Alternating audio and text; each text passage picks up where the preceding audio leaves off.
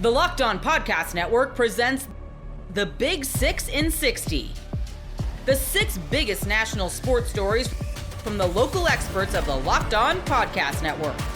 Get the real story, why it matters, what's next, who wins the big game, and more, all in 60 minutes. The Big 6 in 60 starts now with the biggest story in sports. There's no way around it. It is brutal news to hear that Rashawn Slater is out for the entirety of this upcoming season. You are Locked On Chargers, your daily podcast on the Los Angeles Chargers. Part of the Locked On Podcast Network, your team every day. It's a tough one today. It's a horrible one. This is one I never wanted to do. I didn't want to have to talk about this, but unfortunately, life has a way of hitting you in the face sometimes, and the Chargers will be without their star left tackle, Rashawn Slater, and that is going to cause a lot of reverberation all across the Chargers offensive line. So we have to figure out how they're going to be able to juggle and make things work. And we got to talk about also the Chargers have a game that they are playing on Sunday against the New Orleans Saints. We get to see, hopefully, the first time on the football field, Rocket Sanders and Taylor Heinicke trying to stake his claim to be the backup quarterback for this team. There's going to be a lot of negative we have to talk about today, and we're going to talk about the best way the Chargers can try to minimize the loss of Rashawn Slater. You cannot replace him, even if you swap, Joe all over to left tackle. But the way, where you go from here to try to still salvage this upcoming season and give them their best chance. But there's no way around it. There's no replacing him. Rashawn Slater, after signing a historic $114 million 4-year contract and $92 million guaranteed, is now going to miss the entirety of the 2025 season with a Patellar tendon rupture. And that is just a really brutal injury. And we'll talk about the specifics of the injury. But mainly, I just want to start with the impact of this, David. We talked about the reverberations. Joe Walt is going to go to left tackle. We'll get more into that.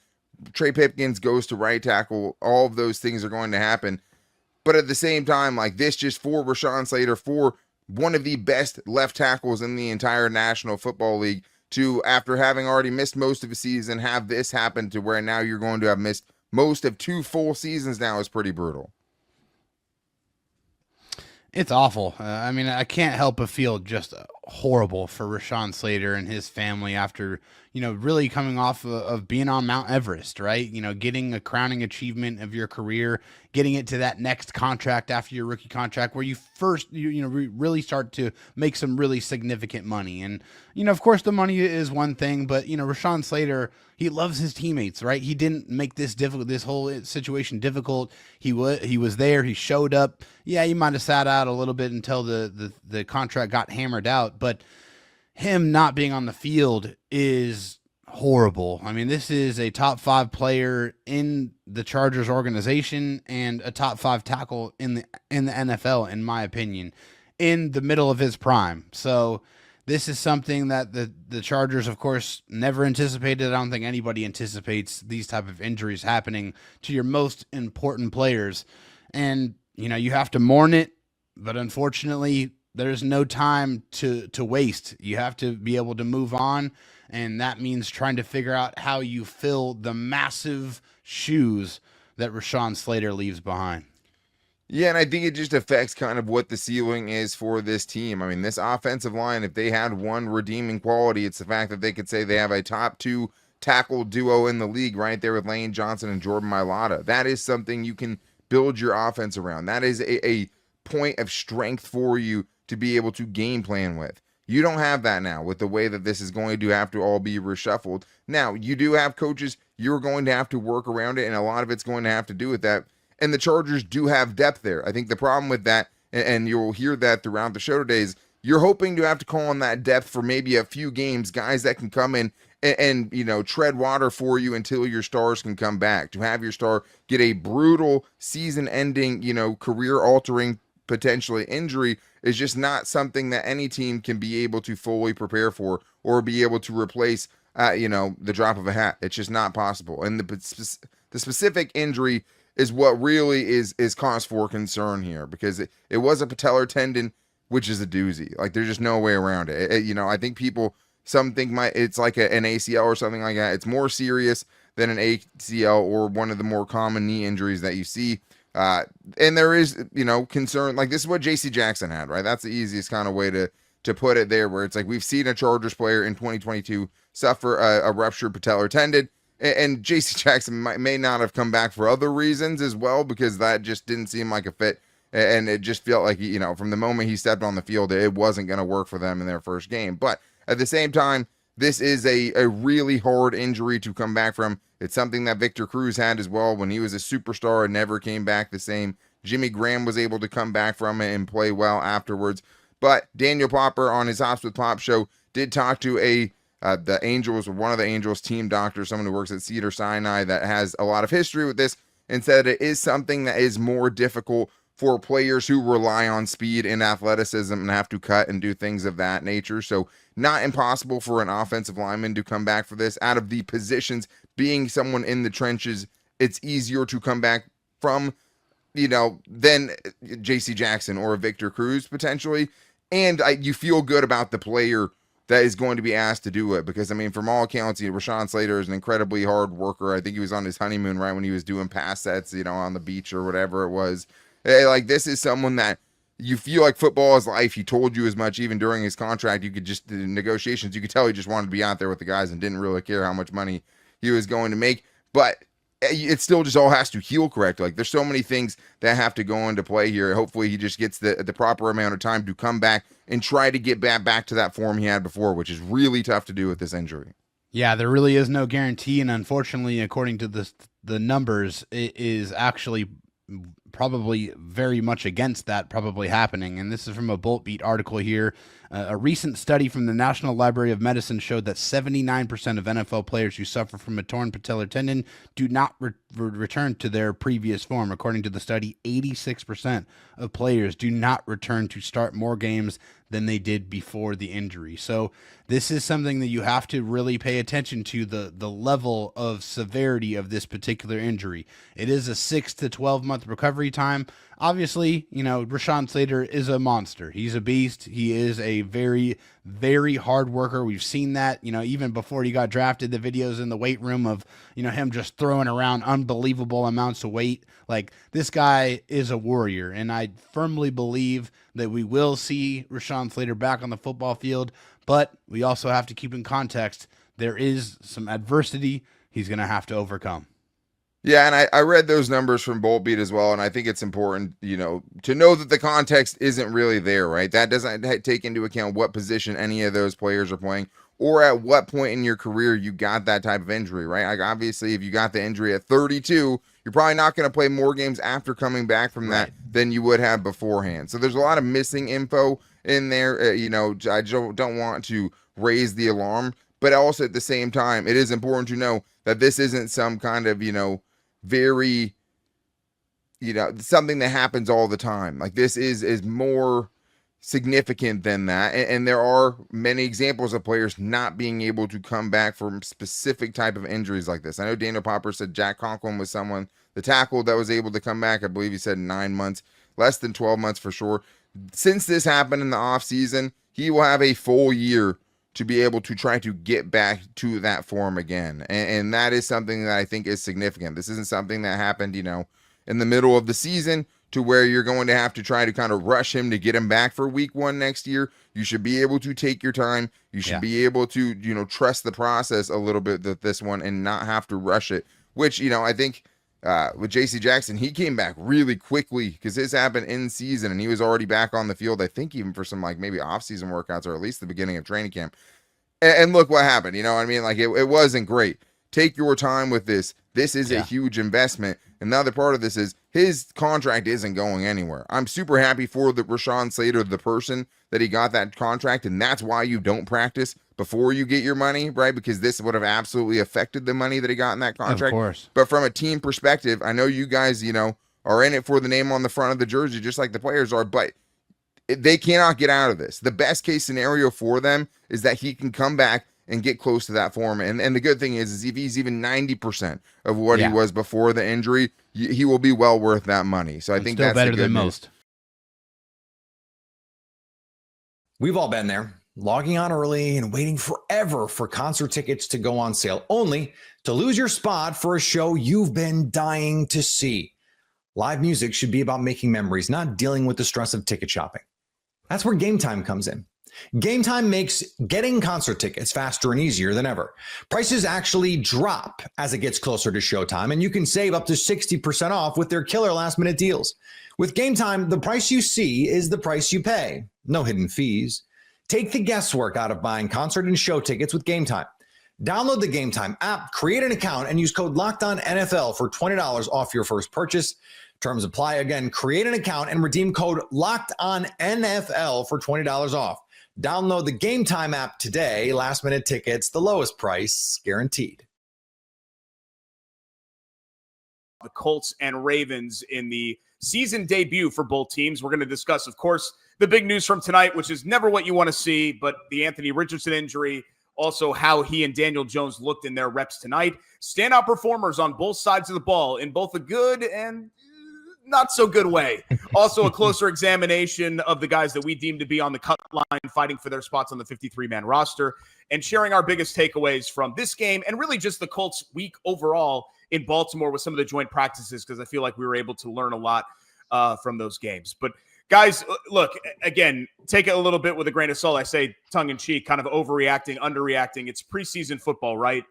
Both of these teams were without a myriad of their number ones. Baltimore started a bunch of their twos. The Colts did as well. But let's start with the quarterbacks, and let's start with the biggest news, which is the injury. Thankfully, just a dislocated pinky. Shane Steichen confirmed that on the television broadcast with Lara Overton, saying that they popped it out, popped it back in. Richardson obviously did not return to the game. He only ended up getting 2 series, and the second series wasn't even really a full series because of the hit. But Zach, you're our film guy, right? I wanted to kind of take us through that play because there was a lot of talk on social media.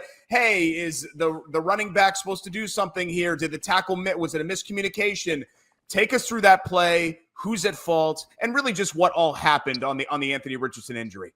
Yeah, real quick before I get to that, we were just informed by Jake Arthur through our text message here that Justin Wally, the Colts cornerback that got injured in practice the other day, tore his ACL in that practice the other day. So to make a bad night even worse, Justin Wally will be out for the entire season as well. So that's probably the worst news of the night, honestly, compared to everything else. I just did want to get that out there to everybody.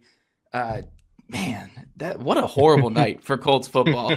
But yeah, let's get into talking about this play with Anthony Richardson. And Derek, I will use you as my litmus test to make sure I am explaining everything properly here. If anything goes over your head, yell at me. Alan, I think you're going to understand a lot of what I'm saying. Yeah. But Derek, this is exactly what my wife does. Right, yes, exactly. Perfect.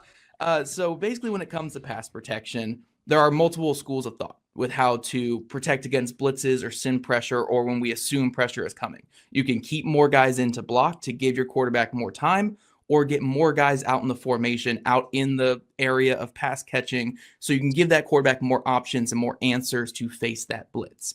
So what Shane Steichen typically believes is empty protection, 5-man protection against whatever blitz or sim blitz is coming. Get the running backs out of the backfield so you have easy avenues for your quarterback to attack it here.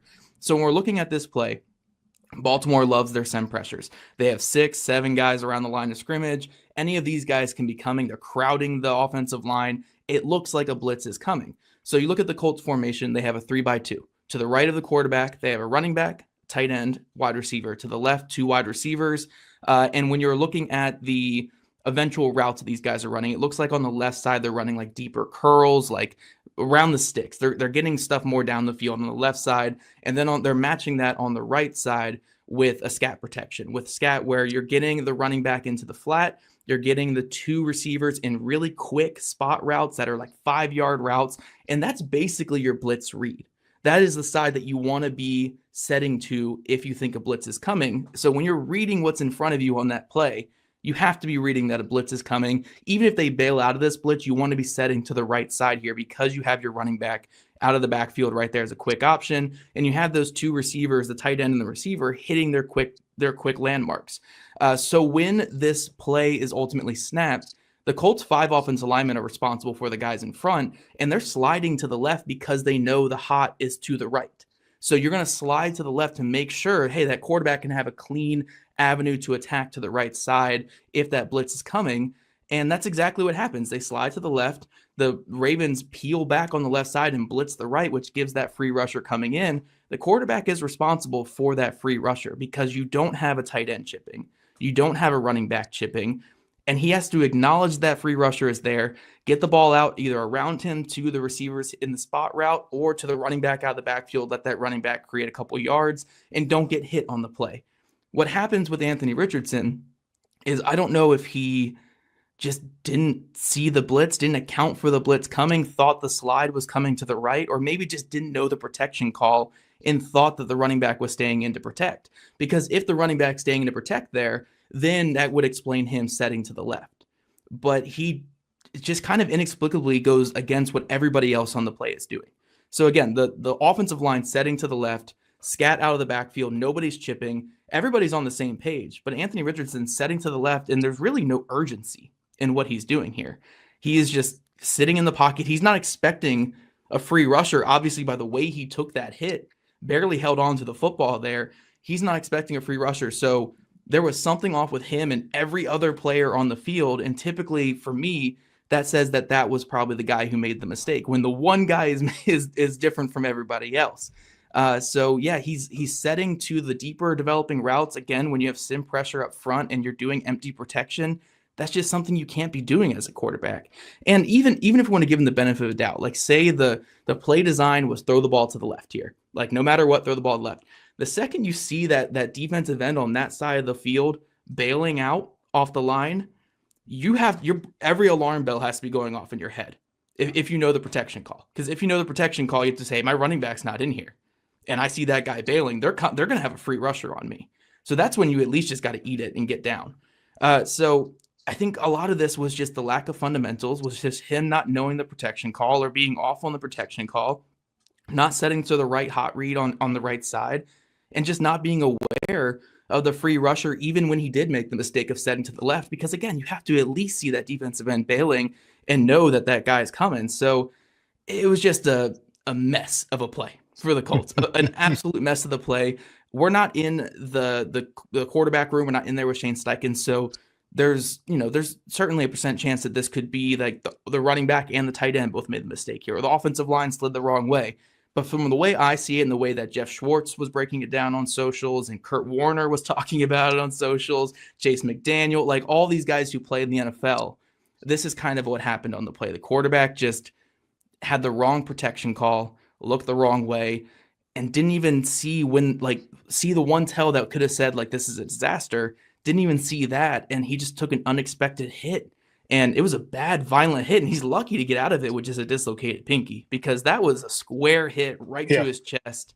He's kind of lucky to get out of it somewhat unscathed, I guess, without a serious injury. But just a mess of a play that you don't want to see in his sixth snap of the preseason. Like, that's a fundamental day one install when you're someone like Shane Steichen, who has been doing these empty protections against the blitz for his entire career. This is something they've installed probably for 3 years with Anthony Richardson. So it's just something you don't want to see from him in year 3 with the Colts. Yeah, so kind of like a worst case scenario, Alan, like a worst case scenario, he just didn't see it, right? Because you should be seeing it by now if it's year 3. Best case scenario, it's a miscommunication where really everybody else was in lockstep except for him. So the miscommunication's still on him. It's hard to find kind of a middle ground that gives him a little bit of an escape here.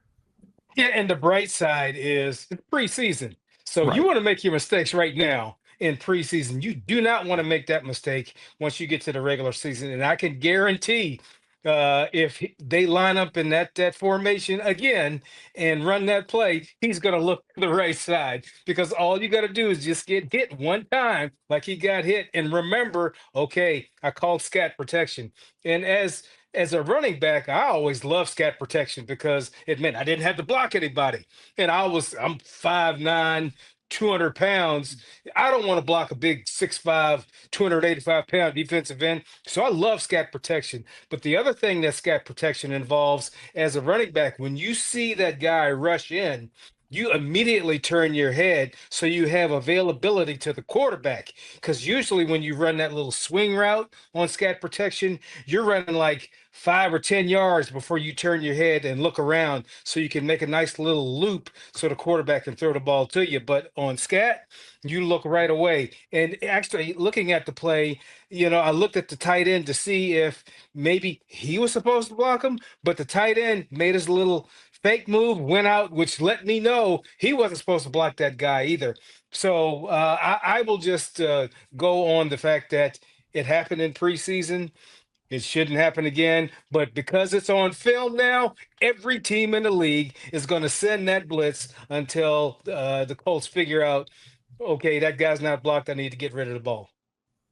Yeah, and it's just it's a shame because because of that, we don't get to see Anthony Richardson for more than a series and a half. And it just kind of goes back to what you said, Zach. This is year 3, and it's really important for Richardson, for everybody, for him, for the evaluation of him, for his teammates, for rapport, for everything that we're talking about him, for him to be out there on the field. And whether it's bad luck or just whatever else, which, Charlie Brown level bad luck for him, it just keeps happening over and over and over again, where, again, instead of talking about a game and then talking about his reps and then comparing him to Jones, we're leading the show off with another injury. Yeah. And the thing is, too, like, we're looking at this, and we can kind of use this as a segue to even talk a little bit about Daniel Jones here, is Daniel Jones is the massive winner of tonight. And it's not really because of anything he did on the field. 10 of 21 for 144 yards against second and third stringers. When you're a guy who has been in the NFL as long as he has, it's not like Daniel Jones came in and stole the job or had such a great performance. He was pretty below average in this game by all accounts. But he's the big winner tonight just because he played, because he simply was on the field. And when we're looking at Anthony Richardson at this point, aside from the fundamentals that he's lacking, aside from the underneath stuff that he's been lacking and just the down-to-down consistency, he hasn't been able to stay healthy. He's missed 57% of his career starts up to this point. We're into the preseason here. It's 6 snaps in, and we get another serious injury, or not serious, but another injury from him on a violent hit that just didn't need to happen. So it's at some point, it's just who he is. I want this guy to be healthy. I want this guy to be able to hit his potential. But I mean, how many back injuries, knee injuries, shoulder injuries, hand injuries do we need to see before it's look, this is the NFL. It's not for long if you can't stay healthy. It's the unfortunate truth. This is a business, and it has to be operated like a business in a lot of ways. So you just don't get forever to get healthy. It has to happen soon. And we're in year 3, and it's just more injuries for him. I thought Jones overall, I know you said, less than. I'm grading him on the Daniel Jones curve. And yeah. I thought he was okay, actually. I didn't think I wasn't wowed. I'm never wowed by Daniel Jones. So that is an unfair expectation to have when you're watching Daniel Jones. You're very rarely going to be wowed. But I did think that he delivered the ball well, Alan. I thought he stood in there and did a nice job accuracy-wise, which is, I guess, what you can kind of come to expect from Daniel Jones. There were 3 or 4 drops at least that he suffered from. So I don't think that – what was the final line? 10 of 21. I don't think that necessarily does justice. But, as you mentioned, Zach, none of this matters because if the other guy you're competing against is always going to have issues like this, then I think by default, the team is just going to say, hey, we have to go with somebody that we're going to end up being able to more rely on. Not that Daniel Jones has the best injury history ever, but anybody compared to Anthony Richardson has great injury history. Well, it's incumbent upon Daniel Jones to stay ready at all times. And I think when he first came in, it kind of shocked him a little bit. You always want to be ready. And there's a certain rhythm to a game that you want to be able to mesh yourself in. In the first few snaps, it didn't look like he was ready to be in there, where you should have to always be ready. And I don't know. It just, to me, it seemed like he was always locked on one guy when he threw the ball. But, I mean, I look at the stats after the game, 17 different receivers touched the ball. But it just seemed like with Daniel Jones, it was one guy all the time. And so I was hoping that he would have the opportunity to spread the ball around. But I also know that as a quarterback, If you have that one guy who's always catching your passes, you're going to hunt that guy up all the time. Do we need to talk about Riley Leonard? I would just say overall tonight, every quarterback who touched the field in this game did not have a great showing. Daniel Jones might have been the best one, I guess, tonight, because I did like a couple of his throws. Like he had a couple to A.D. Mitchell I thought were pretty solid throws. There were a few other ones that, over the middle and down the field. Ashton Doolin, he connected with a couple times as well. Had good connection there. But man, every quarterback had a rough one. The Ravens quarterbacks were rough in this one. Riley Leonard had a good beginning. The middle and the end wasn't as great for Riley Leonard, including the interception and the way the game ended there. So, yeah, not a great. I mean, this Colts quarterback room, again, sobering reminder of kind of all the concerns we had coming into the offseason with this quarterback room, because that was rough against some backups and third stringers of the Baltimore Ravens. And look, I know that the first joint practice they had, both quarterbacks looked pretty good, looked decent. Second joint practice, wasn't so well because they did more red zone stuff. But, coaches, all they can go on is what they see in practice a lot of times, and they depend on that practice thing. But the great Herm Edwards made one of the greatest statements I ever heard. It's not practice, it's how you play the day you play. The Houston Texans will be without star safety C.J. Gardner-Johnson for the foreseeable future. You are Locked On Texans, your daily podcast on the Houston Texans. We have to talk about it. I have to revamp the entire show to talk about the injury to star safety C.J. Gardner-Johnson, who, guys, from what he brought off the field, was a little bit more valuable, or just as valuable, let me say that, to what he brought on the field. So we'll look at that. Very, very much conflicting news on that right now. Where do the Texans go from here? How do they build that depth? Do they go outside their roster? Do they stay inside and just trust guys? Still no timetable for real on Gardner-Johnson. And what are our must-sees in the first preseason game for the Houston Texans? And let's just kick it off, man. Gardner-Johnson goes down at practice. He was trying to make a tackle on a wide receiver. He goes down with a leg injury. I want you guys to hear from Coach DeMeco Ryans on C.J. Gardner-Johnson going down, and how did he have to kind of get his guys and rally them back together to finish practice? Yeah, of course. It's heartbreaking when you see a guy go down on the field like that and doesn't get up quickly. So I'm always, nervous as a head coach anytime I see anybody hit the ground. It's tough to watch. So we'll see, we'll evaluate CJ, see where he is, but no update at this time.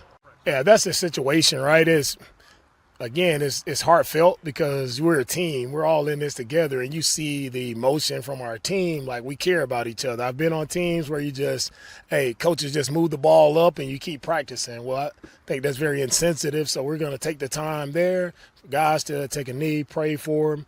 All right, just make sure they send their teammate off well, and just wish him well. Make sure we're saying the prayers, and because that's what it's about, right? It's about that moment for me. Make sure we care for each other, and it's not just some slogans that we throw up or just toss around. Like, we truly care about each other. So that's why you see, if something like that happens in practice, we're going to take our time to let everybody take their time. Then we have to hit reset. It's a tough message, but we have to hit reset, and then we have to get back going. True leader of men, DeMeco Ryans, is, listen, CJ goes down at practice, was carted off the field, conflicting reports on whether it was an ACL injury or not. But per Aaron Wilson, Houston Texans beat reporter for KPRC, he tweeted out the Texans are still conducting more tests for safety CJ Gardner-Johnson to determine the full extent of the damage. One source says the ACL is not torn, but he is expected to be sidelined for an undetermined amount of time. It is a knee injury. And so from there, where do we go? Of course, this is devastating news for the Texans and C.J. Gardner-Johnson, who, after this season, I was kind of looking at the money for Gardner Johnson. Houston can kind of move on and save themselves some money. Both sides wanted him to be out there, especially considering the legal news and issues that Jimmy Ward is facing. And that news has worsened. And the unknown on Jalen Reed, rookie safety out of Penn State. Jalen Reed's timetable is to get back out on the field. C.J. Gardner-Johnson provided security in that safety room. Guys, there were practices where I was out there. You would hear Gardner-Johnson over the music, over the competition on the field, guys chirping and talking. You would hear C.J. Gardner-Johnson. He likes to be called CD. You would hear him over everybody. And that's a fact. And you look at the leadership he brought off the field from a vocal standpoint. I think his arrival just turned the Houston Texans defense up a lot more. You're not going to get a lot of words from Derek Stingley. And it's kind of funny. It's kind of funny. The two starting cornerbacks don't do a lot of talking, but Derek Stingley, like whenever you would read the transcript, it's maybe like one or two sentences. And we know that he's a leader, but what Gardner Johnson brought in terms of vocally, the Super Bowl edge, understanding what it takes to win a Super Bowl. And again, this is just absolutely devastating news for that vocal leader on the defensive side of the ball. I was looking forward to seeing him be a driving force to get over in-season hardships. Cannot downplay his Super Bowl experience. His presence, I believe, will be missed. And the Houston Texans are now, which we'll talk about, they are now in an kind of an awkward situation. Do you go with some of the guys on the roster? Where do they go now? How do they handle it? But for the immediate impact, having someone who was on a roster that experienced the ups and downs on the offensive side of the ball and seeing how his quarterback and that side of the ball had to kind of redeem themselves and bring themselves back up and fight through adversity. There's no way C.J. Gardner-Johnson, who witnessed that, doesn't understand the importance of, leadership matters and how you handle things matters. And these guys are going to be looking to you to kind of pull them up at times. So regardless of where you rank Jalen Hurts, and this is not a Locked On Eagles show, but regardless of where you rank Jalen Hurts, in terms of leadership, Jalen Hurts is one of the best in the NFL in terms of, getting his troops together. So that's going to hurt the Houston Texans. And having a guy that was there for the ups and downs, the ebbs and flows of the game, kind of wonder, who else in that room has that experience to the point where, they were able to get to a Super Bowl and win it. And keep in mind the IR rules, because we must monitor how Houston goes about this with the uncertainty of the injury. If a player is placed on the IR list prior to the start of the season, their season is over. So we have to monitor that. And keep in mind, Houston has to do what's best for the organization and ultimately the player as well. They don't want to force him and rush him back. If they are placed on the list during the season, then they must miss a minimum of 4 games before they can return. So with the conflicting reports, is it an ACL? Is he out for the season? Is he not out for the season? They're looking for they're doing other tests, and I suspect he'll be out for a very long time. Ever wish managing your money felt easier? With Monarch Money, it can. Whether you're growing your savings or planning a big purchase, Monarch puts you in the driver's seat. It's like having your own personal CFO, giving you full visibility and control over your finances. Monarch Money is more than a budgeting app. It's a complete financial command center. You can track all your accounts, investments, and spending in one place. So in addition to managing your money, you're also building wealth. Take control of your finances with Monarch Money. Use code LOCKEDONNFL at monarchmoney.com for 50% off your first order. That's monarchmoney.com, code LOCKEDONNFL for half off your first order. You are Locked On Jazz, your daily podcast on the Utah Jazz. The Celtics sent 2 second-round picks alongside George Niang, and in return from the Utah Jazz received rookie wing RJ Luis in return, and that's per Shams Charania. And the Jazz can then use the trade exception earned by sending John Collins to the Clippers to absorb Niang's contract is the other part of what Shams reported. We'll dive into the specifics and why that's important. But for those of you who are monetarily inclined and like the numbers, Niang set to earn $8.2 million before next season once he hits unrestricted free agency. And that is incredibly important to how this deal worked from both sides, the monetary aspect. So the Jazz had money to pay before the season began and can use some of the money from John Collins' deal. Okay, that's important. But what's probably more important and why this deal actually happened is shedding the final year of Niang's salary for next season means Boston will be able to save $8 million in luxury taxes and allow it to stay under the second penalty apron following the addition of Chris Boucher. And they just signed Chris Boucher for $3.3 million, who was formerly on the Raptors, an Oregon Duck from the 2016 Oregon team that made a deep run. And the other main importance of this and why this trade matters for the Celtics and thus the Utah Jazz is the Celtics tax bill drops from $73 million to $30.4. And that is an enormous drop. So they're now $10.2 million below the second apron and $1.7 million over the first. So that's why the Celtics made this deal. And it's an interesting one because George Niang's from around Boston, and he was having a little homecoming. He had his best season as a pro last year. We'll dive into more of that. But I wonder how George Niang feels. Is it bittersweet to not be on the team that he likely grew up rooting for? However, George Niang likes Utah and is appreciative of it. Now, why would the Jazz make this trade for George Niang when they're trying to go through this youth movement? That is an interesting question. So let's go through it from a couple reasons, and we'll attack this in a multi-pronged approach. The Jazz should be excited for a plethora of reasons, and the prime one among them should be the Jazz got one of the best locker room guys in the entire NBA.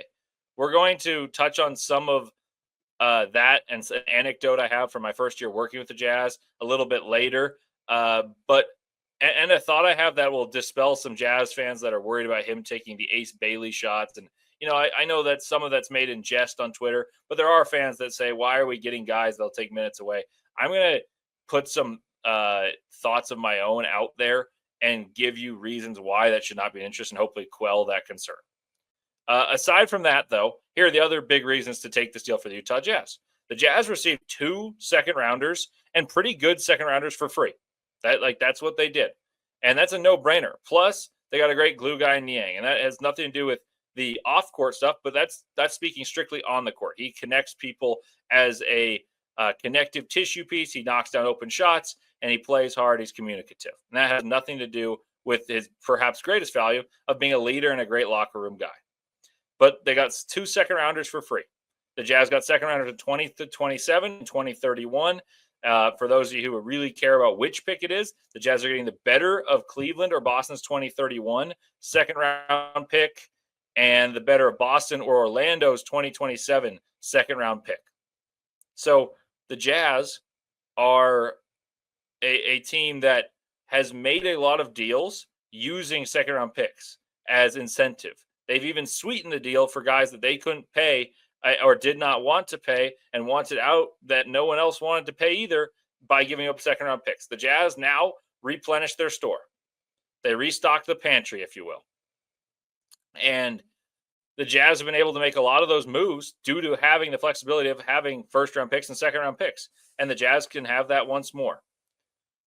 I think the Jazz are going to be thrilled about making this deal, because they're going to get value out of those picks and value out of George Niang. It's as simple as that. Now, George Niang is an excellent shooter. Like, we'll talk about his impact off the court and in the locker room more specifically and how that translates to impacting on the court. But he's an excellent shooter. He's got a track record of success as a three-point shooter that is really, really long-standing. And yes, he's been on teams that have been good. And I don't expect him to light it up necessarily as a guy who's going to do more than just be a beneficiary of movement offense and he'll spot up and knock down corner threes. But he's been a very good shooter since early in his days with the Utah Jazz. And since he's journeyed around, played with the 76ers on a playoff team, he's played on a playoff team with the Cavaliers as they were the best team in the East this past year. He had his career year there. He went to Quinn Snyder and the Hawks at the trade deadline and has continued to thrive. Georges Niang may be made fun of for being slow-footed. He may be called the minivan and all these different things, but the guy can really play basketball and is knocking down shots at a level that very few NBA players are able to do. Is he going to be a star of a team? No. Is he going to be even the sixth man? No. But is he going to be a valuable contributor no matter how successful your team is, proving he can do it on some of the most offensively successful teams in modern NBA history, as well as some of the best teams in NBA history, not NBA history, in the NBA the last couple of years? Yes. And that's what the Jazz are getting for free. Like they gave up a guy that did not get drafted. Now, I will say this. RJ Luis Jr. is a guy that I believed more highly in, and I thought more highly of than I did John Tonje, who the Jazz selected with their second-round pick. So I was a little bummed to see him dealt because I thought he brings one thing the Jazz do not have and have not had for a long time, and that's the length and versatility to become a stopper. He was the player of the year in the Big East, and he was a defensively oriented player whose main attributes were being disruptive. And that's something I think the Jazz have lacked, though there's a reason he fell all the way as an older player to outside the draft. So the Jazz got a guy who's been productive, is a fantastic locker room guy, and 2 second-rounders for a guy who wasn't picked at all in the NBA draft and had issues with Rick Pitino at St. John's despite winning Player of the Year. We've all been there, logging on early and waiting forever for concert tickets to go on sale, only to lose your spot for a show you've been dying to see. Live music should be about making memories, not dealing with the stress of ticket shopping. That's where Gametime comes in. Gametime makes getting concert tickets faster and easier than ever. Prices actually drop as it gets closer to showtime, and you can save up to 60% off with their killer last-minute deals. With Gametime, the price you see is the price you pay. No hidden fees. Take the guesswork out of buying concert and show tickets with Gametime. Download the Gametime app, create an account, and use code LOCKEDONNFL for $20 off your first purchase. Terms apply. Again, create an account and redeem code LOCKEDONNFL for $20 off. Download the Gametime app today. Last-minute tickets, the lowest price, guaranteed. Drew Allar as a dark horse Heisman contender. You are Locked On Nittany Lions, your daily podcast on the Penn State Nittany Lions. Part of the Locked On Podcast Network, your team every day. The passing attack. Why is it improved and how it makes Drew Allar a dark horse Heisman contender? I'll briefly state it, but Kyle, you think that Drew Allar is going to get invited to New York. I don't see it from the sake of volume. I think the efficiency is going to be there. I think that Allar is going to be a phenomenal quarterback when it comes to the analytics, what Pro Football Focus says, QBR, but I don't know that he's going to have the volume to justify an invitation to NYC. You say different, though. I absolutely do, Zach. And again, thank you for having me on. Here's my foundation of the argument, and then I'm going to extrapolate it a little bit. Last year, the concentration of targets went to tight ends and backs out of necessity. Okay, when you look at what Tyler Warren was doing, it's hard not to ignore him. And we can all sit here and argue that Tyler Warren may have had the most valuable season by an offensive player by any Nittany Lion here in the 21st century. That goes with Larry Johnson and Saquon Barkley in the conversation. Yeah. But we all know how bad the wide receivers were a season ago. Drew, through 16 games last season, had 30 touchdowns responsible for, 24 in the air and 6 on the ground. Yeah. So, and look, we sat beside her. We watched a few of those drops from the receivers that should have been touchdowns last season. So what I'm looking at is a couple of things. Number one, I don't think the volume's going to be in the high percentage throws to the tight end this year like it was a season ago. Khalil Dinkins and Luke Reynolds and Andrew Rappleyea will get their looks, but not to the same volume Tyler Warren did. I think, secondly, you got to be able to feed these receivers and distribute it to them. And, quite frankly, I think even beyond the big three that are in there, I think you're going to see some Kobe Howard and Tyseer Denmark in there. I feel where – and keep this in mind, prior to the Big Ten championship game, Drew Allar for the season through Penn State's first 12 regular season games, completed 71.6% of his passes. This is despite how poor that wide receiver unit did last season. So in my estimation, when you're saying, hey, how is he going to New York? If Penn State's undefeated, I'm thinking at worst, Penn State's a 12-1 team after the Big Ten championship game. Mm-hmm. You start to think he's going to complete a high percentage of his passes. I mean, last season, despite all the issues with the receivers, he still completed nearly 60% to that sort of core. I think he has an opportunity to complete 70% to his core this year. You look at how they're in another year in Cole Nickey's scheme.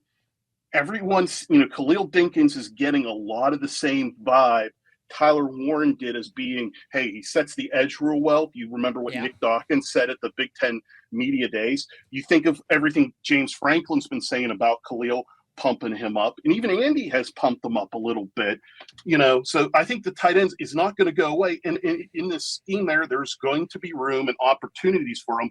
And look, there's going to be so much creative ways for Nick Singleton and Katron Allen to contribute to this offense, whether it's in the ground or even in the passing game.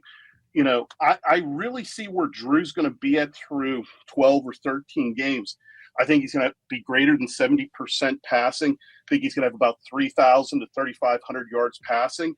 And I'm going to see him at about 35 touchdowns responsible for. And that's what I mean. Is that enough to get him an invite when you're going to be going up against players that are just going to have over 4,500 yards? And I do think of a Garrett Nussmeier where LSU, we'll see.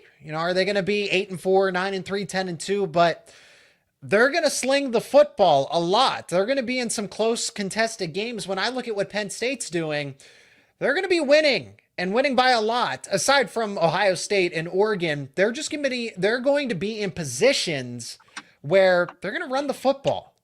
So if somebody were to say to me, hey, Allar's going to have over 4,000 yards, it's a possibility, but I could see him not playing full games. I could see him handing the football off to not one, but two superstar running backs this season. And Nicholas Singleton and Katron Allen don't have the same case for a Heisman because they're splitting the workload. I mean, between the two of them, they had over 2,000 yards last season on the ground. If that was one stat line, that was one running back, that's an invite to New York City. 2,000 yards and 20 touchdowns on the ground, but it's because it's split between the two of them, and Penn State doesn't care about awards. They care about winning football games. So Drew Allar, I see them throwing the ball a little more efficiently. I don't disagree with you about 70% completion percentage. I absolutely see that. The yardage total, probably more than, I don't know that I can push it to 4,000, I think 3,800. But do those numbers really win you a Heisman in this day and age? For Carson Palmer, you do. Back in the early 2000s, but not in 2025 when, you could have a quarterback that's going to throw possibly over 5,000 yards this season somewhere. So here's what I'm going to rattle off to you. Two quarterbacks a season ago got to New York. Cam Ward got there because Miami just flat out slung the football. That's what I'm saying. Okay. Penn State's not going to do that. All right. So and he finished, I believe, third in Heisman voting. Mm-hmm. But Dylan Gabriel got to New York and got the invite, finished fourth in Heisman voting. And here were his numbers going into New York. He had a 73% completion percentage, threw for 3,500 yards. Okay. 28 touchdowns in the air and 7 on the ground. I think those numbers Drew can get, because if you have an undefeated or a 12-1 Big Ten champion and Drew continues doing what Drew does, is he's not making a lot of mistakes, high completion percentage. People are going to recognize, hey, there's that rock had to be distributed to those running backs and everywhere else. It's kind of like last year for Dylan in Oregon. He had to feed guys like Noah Whittington and Jordan James. And then with all the plethora of receivers that he had, it's the same situation. I feel where Drew is, because he's going into this with, hey, he's taken Penn State into a New Year's Six Bowl every single year. Yep. He's taken them to 3 college football playoff games. He has a lot of the award hype. He made that major bounce from his sophomore year to his junior year, and people are going to be like, well, if there should be another bounce, and I feel there will be. It's not going to be as big. If it is as big as this, he's putting up Joe Burrow numbers, and if he does Joe Burrow, then he's the second Heisman Trophy winner in Penn State history. Yeah. But I'm going to take it a conservative route. Maybe it's a 20 or 30% bump. If it's a 20 or 30% bump, there's Zach. That's an invite to New York if Penn State's in that position to get them there as Big Ten champ. Even if they're Big Ten championship game loser and they're 12-1, I still feel those numbers get him to New York. And with that being said, I mean, Drew did have more rushing yards than Dillon Gabriel a season ago. So Penn State does need, if Penn State's going to pull this off and get Drew Allar to New York City, I don't think it's completely far-fetched. I just think it's unlikely. But with what you've laid out here, those numbers are attainable. If Dillon Gabriel can get invited that way, but Penn State would need to go 12-0. The efficiency would need to be off the charts. And that's what it would take for Allar to get that invite. So I am sold on your argument, but I still see, I just think with where we are in college football and the unpredictability of it and the stat padding that's going to be there, we'll see if Allar can get one of those top 4 spots at the end of the day. But it is going to be on Penn State to do things that they don't characteristically do, and that's win those big games. And Allar's going to have to be a big part of it. He can't take a back seat against Oregon. He can't take a back seat against Ohio State. He has to be the reason that they win those games if they are tightly contested. If it's a blowout, well, that's a different story. But that's, if we talk about unlikely, well, that's pretty much it right there. Ever wish managing your money felt easier? With Monarch Money, it can. Whether you're growing your savings or planning a big purchase, Monarch puts you in the driver's seat. It's like having your own personal CFO, giving you full visibility and control over your finances. Monarch Money is more than a budgeting app. It's a complete financial command center. You can track all your accounts, investments, and spending in one place. So in addition to managing your money, you're also building wealth. Take control of your finances with Monarch Money. Use code LOCKEDONNFL at monarchmoney.com for 50% off your first order. That's monarchmoney.com, code LOCKEDONNFL for half off your first order. The Ole Miss quarterback room is finally getting some answers. You are Locked On Ole Miss, your daily podcast on the Ole Miss Rebels. The quarterback room questions are finally starting to get answered, and it's not dealing with Austin Simmons. Austin Simmons is the dude. He's always been the dude. He has been the guy that Lane Kiffin didn't recruit over. We remembered how he treated Jackson Dart in the early part of his reign as starting quarterback. This year, not the same thing. Yes, the quarterbacks got brought in, but Lane Kiffin in his press conference yesterday mentioned that some of those guys got brought in so they could throw good reps on one-on-ones. Some of those is to make 1 through 6 in the quarterback room a little bit better. There was nothing dealing with the starter. Everybody knows exactly how it was going to be expected for Austin Simmons. Austin Simmons is the dude. That is what the expectation is moving forward. Now, the question that everybody has been wondering is, what about the backup quarterback? Are we in a good shape? Is there a situation where a package quarterback becomes an issue?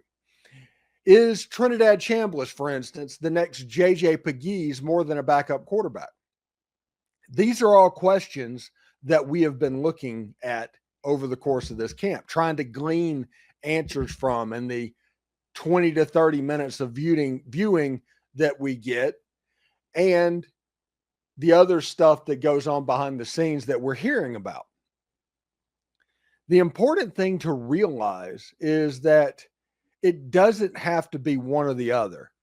You can have a backup quarterback and be a package quarterback at the same time. It's not a situation I think I talked about recently that I thought that Malachi Smith or A.J. Maddox would be the backup quarterback if for some reason Austin Simmons went down. That might not be the case. The rumors going around camp right now is that there's kind of a front runner for the backup quarterback position. Now, nothing's settled. There's still a couple of weeks left in camp. But Trinidad Chambliss has separated himself a little bit to the point where he's getting the lion's share of the number 2 reps in camp. And that's important because we talked about Trinidad Chambliss and what he brought to the table. Again, a year ago, looking at him, he was 226 for 367, 2,925 yards, 26 touchdowns, 6 interceptions. It's important to realize on this, this is over 15 games. He did this over a 15-game schedule, which comes to a little bit less than 150 yards per game, if that makes sense. A little bit less than 200 yards per game or something like that. 15 times 2 is, a little bit less than 200 yards per game. So he's a good quarterback. He performed very well at Ferris State, which is in Michigan, by the way, for anybody that wants to know about that. And he moved down here to, I don't know exactly. Maybe he thought he could come in and he had confidence in his ability for his senior year that he was going to take the starting quarterback job away from Austin Simmons. Maybe that was the reason that he transferred. I can tell you pretty clearly why the reason he was brought in by Lane Kiffin and Charlie Weiss Jr. and Joe Judge was. That was the fact of this. He had 171 carries, 1,019 yards, and 25 touchdowns a year ago. Somebody that, if you look at the 25 touchdowns, those aren't long runs. There's a lot of work happening there inside the red zone. This is somebody that knows how to pick up a short yardage run. And if you think about Lane Kiffin, he's already told you the quarterback run game is not going to be in Austin Simmons' future. Now, there might be some gamesmanship there, but he is absolutely saying that at the moment. The fact that Ole Miss recruited tight ends over and over and over again lets you know that 12 personnel is kind of the direction that they're looking at going. And with Joe Judge coming into the quarterback room, the offense is going to go more NFL-centric. It just happens. That's the way it's going to be. They're still going to run tempo. They're still going to be fast. They're still going to do their signals. The nuts and bolts of the offense is not changing. What they do is changing. And I think they're going to be a little less dependent on the RPO over the course of this season, with the exception of Trinidad Chambliss. I think Trinidad Chambliss compares to J.J. Pegues, honestly. If it's 4th and 1 and 4th and 2, Lane Kiffin has shown his ability to take the starting quarterback off the field, even if you have a first-round quarterback, and put in somebody that is going to run the ball. I think Trinidad Chambliss is going to be a package quarterback for Austin Simmons. It's going to look really similar to Chris Leak and Tim Tebow, honestly, as far as the distribution. Chris Leak did the lion's share of the work over the course of that season, but Tim Tebow did some specialty type stuff as a true freshman. This is before he won Heisman trophies and things like that.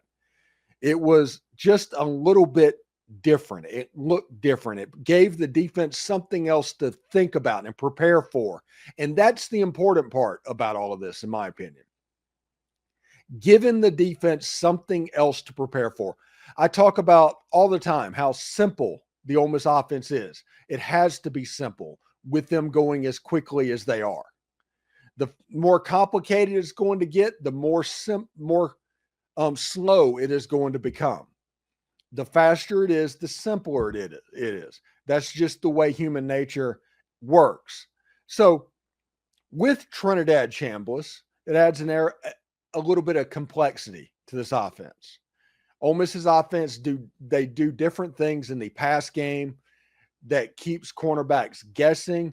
This is going to keep the front seven busy, and also they're not necessarily going to be able to inside run on Kewan Lacey, Logan Diggs, Shakai Mills-Knight, Damian Taylor, those guys. because they are going to worry on goal line and short yardage that is going to be Trinidad Chambliss with them running a semblance of the Lane Kiffin triple option. I think it could look really interesting. I think Austin Simmons is going to throw for a ton of yards, but I think this offense has a chance to look different. And with the questions being answered in the quarterback position, different might be a pretty good thing, honestly. So we'll see exactly how that goes. Anyway, tomorrow marks the most important day of the Ole Miss season so far.